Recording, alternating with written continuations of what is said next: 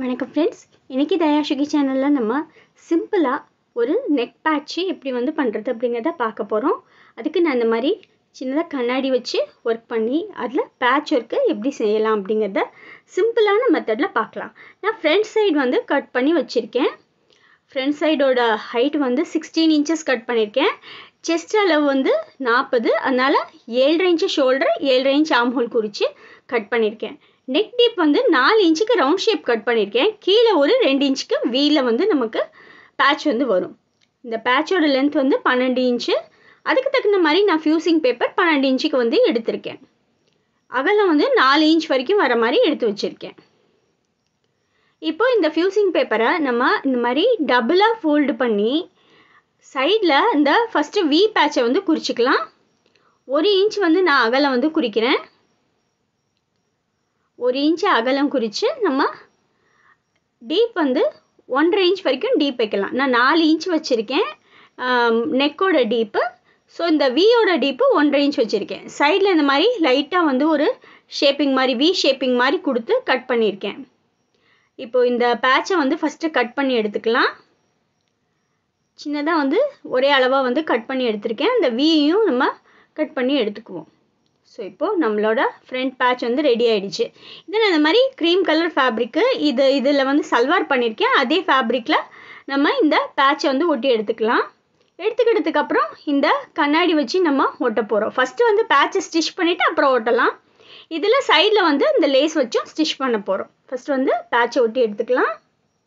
இப்போ பேட்சை ஒட்டி எடுத்ததும் இந்த மாதிரி நெக்கோட சென்டரில் கரெக்டாக ப்ளேஸ் பண்ணிவிட்டு முதல்ல அந்த வி இருக்கு இல்லையா, நம்ம அந்த வியை மட்டும் கரெக்டாக தச்சு எடுத்துக்கலாம்.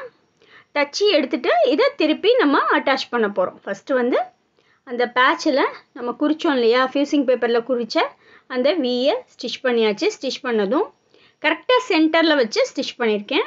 ஸ்டிச் பண்ணதும் இப்போ இந்த மாதிரி அந்த கார்னர் கரெக்டாக கட் பண்ணிவிட்டு இதை இப்படி திருப்பி எடுத்துக்கலாம். ஃபஸ்ட்டு வியை ஃப்ளாட் பண்ணி கரெக்டாக அதுக்கு மேலே ஒரு தையல் போட்டு எடுத்துக்குவோம். இப்போ சைடில் நம்ம லேஸ் வச்சு அட்டாச் பண்ண போகிறோம். லேஸ் நான் உள்ளே கொடுத்து தைக்க போகிறேன். எவ்வளோ எனக்கு வெளியே இந்த லேஸ் விசிபிளாக இருக்கணுமோ அந்த அளவுக்கு மட்டும் வச்சுட்டு மிச்ச லேஸை உள்ளே கொடுத்துட்டேன். உள்ளே இந்த மாதிரி கொடுத்து தைச்சிக்கலாம். 2 சைடும் இதே மாதிரி ஸ்டிச் பண்ணி எடுத்துக்கோங்க. இப்போ ஒரு சைடு ஸ்டிச் பண்ணியாச்சு. இன்னொரு சைடு நான் ஸ்டிச் பண்ணி எடுத்துக்கிட்டதுக்கப்புறம் நம்ம ஷோல்டரை ஜாயின் பண்ணிக்குவோம். பேக் சைடு நெக்கும் சேர்த்து ஒரே பட்டியாக வச்சு நம்ம ஃபினிஷ் பண்ண போகிறோம். அதுக்காக ஃபஸ்ட்டு ஷோல்டரை ஜாயிண்ட் பண்ணிக்கிறோம். ஷோல்டரை ஜாயின் பண்ணிக்கிட்டதுக்கப்புறம் நம்ம நேர்பட்டியில் தான் நான் ஸ்டிச் பண்ண போகிறேன். அந்த பட்டியை ஃபஸ்ட்டு இந்த மாதிரி ஒரு சைடு மட்டும் வச்சு தையல் போட்டு இந்த மாதிரி எடுத்துக்கோங்க. ஒரு சைடு மட்டும் தையல் கொடுத்து எடுத்துக்கோங்க. இது நேர்பட்டி, அதனால் நம்ம நெக்கை அட்டாச் பண்ணுறப்ப இந்த மாதிரி வச்சு பாருங்கள். கரெக்டாக இப்படி வச்சு நீங்கள் ஸ்டிச் பண்ணுறப்போ ரொம்ப வளைவாக வர்ற இடத்துல மட்டும் சின்னதாக ப்ளீட்ஸ் கொடுத்தீங்கன்னா நேர்பட்டியில் அழகாக உங்களுக்கு நெக்கு ஃபினிஷ் ஆகும். பாருங்கள், இந்த மாதிரி எங்கே உங்களுக்கு ரொம்ப டேர்னிங் வருதோ அங்கே மட்டும் இந்த மாதிரி குட்டி குட்டியாக ப்ளீட்ஸ் வச்சுக்கோங்க.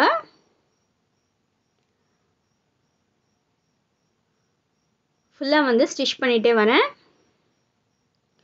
எங்கே எனக்கு ரொம்ப கர்வாக இருக்கோ அங்கே மட்டும் இந்த மாதிரி குட்டியாக ஒரு ப்ளீட் கொடுத்து தைச்சிட்டே வந்தாச்சு. இப்போது எக்ஸஸாக இருக்கிற பட்டியை கட் பண்ணி எடுத்துக்கலாம். அந்த வீலை கரெக்டாக உங்களுக்கு நீட்டாக மடிஞ்சு வரணும்.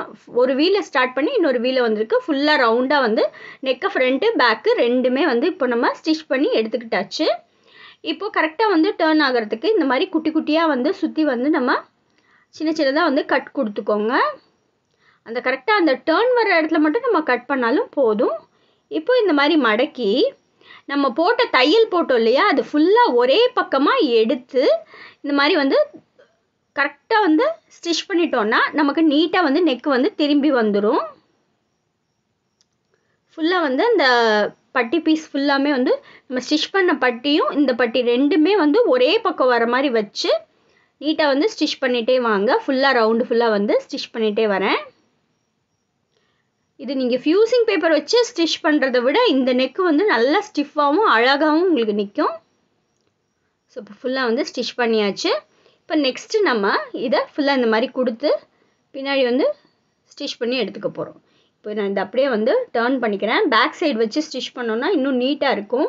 கரெக்டாக வந்து நமக்கு இந்த மாதிரி டர்ன் ஆகி வந்துடும். பாருங்கள், இந்த மாதிரி ஃபுல்லாக வந்து பின்பக்கம் திருப்பி அடிக்கிறேன்.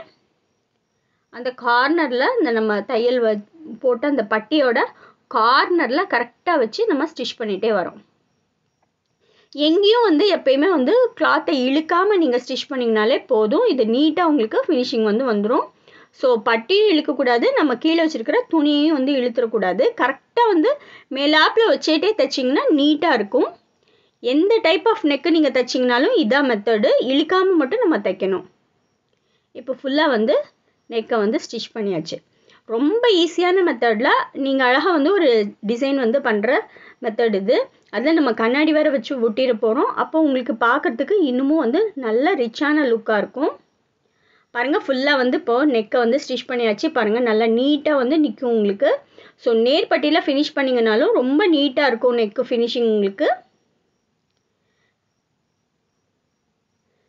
இப்போ நம்ம நெக்ஸ்ட்டு எப்பயும் வந்து குர்த்தி ஸ்டிச் பண்ணுற மாதிரி ஸ்டிச் பண்ண போகிறோம். இந்த பார்ட்டு நம்ம ரெடி பண்ணதுக்கப்புறம் ஸ்லீவும் அதே மாதிரி ரெடி பண்ணி எடுத்துகிட்ருக்கேன். ஸ்லீவ் ஜாயின் பண்ணிவிட்டு கீழே ஸ்கர்ட் பார்ட் அட்டாச் பண்ணிவிட்டு அப்புறம் நம்ம அந்த மேலே வந்து நம்ம அந்த கண்ணாடி ஒட்ட போகிறோம் இல்லையா, அதை ஒட்டிடலாம். ஜஸ்ட் அதை நல்லா வந்து நீங்கள் இந்த ஃப்ளாட்டாக இருக்கும் இந்த இதில் வந்து இந்த மோல்டு கிடைக்குது இல்லையா, இதில் வந்து உங்களுக்கு ஃப்ளாட்டாக இருக்கும். இந்த மிரர் வைக்கிற மோல்டு வந்து ஃப்ளாட்டாக இருக்கும். ஃப்ளாட்டாக இருக்கிற சைடு கம் வச்சு உங்களுக்கு எங்கே வேணுமோ அந்த மாதிரி ஒட்டி எடுத்துக்கலாம். இது ரொம்ப ரொம்ப ஈஸியான மெத்தடில் நம்ம வந்து இதை வந்து ரெடி பண்ணுறோம். பார்க்கறதுக்கு நல்லா ஸ்டிச் பண்ண மாதிரியே தான் இருக்கும் உங்களுக்கு. நான் கீழே வந்து உள்ளே வந்து கொடுக்குற கண்ணாடி வந்து நல்லா குட்டி சைஸாக வந்து ஃபிக்ஸ் பண்ணியிருக்கேன். ஏன்னா பார்க்குறதுக்கு உங்களுக்கு நல்லா உள்ளே வந்து நல்லா செட்டாக தெரியணுங்கிறதுக்காக எது மேலேயும் ஓவர்லாப் ஆகாத மாதிரி கண்ணாடியும் அந்த அவுட்டர் ஃப்ரேமும் வந்து நீங்கள் சூஸ் பண்ணிக்கலாம். உங்கள் சாய்ஸ் தான் அது. உங்களுக்கு உங்கள் விருப்பத்துக்கு தகுந்த மாதிரி நீங்கள் அதோட அளவை வந்து சூஸ் பண்ணிக்கலாம்.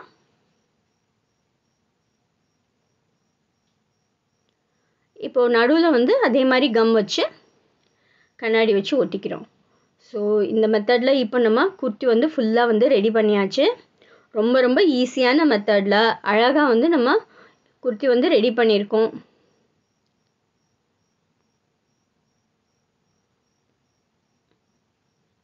பார்க்கறதுக்கு நல்ல அழகான எலிகண்ட்டான லுக்கோட ஈஸியாக நம்ம குர்த்தி வந்து ரெடி பண்ணியாச்சு. ஸோ இதுதான் ஃபைனல் லுக்கு. இதே மாதிரி நெக்ஸ்ட் வீடியோவில் மீட் பண்ணுறேன்.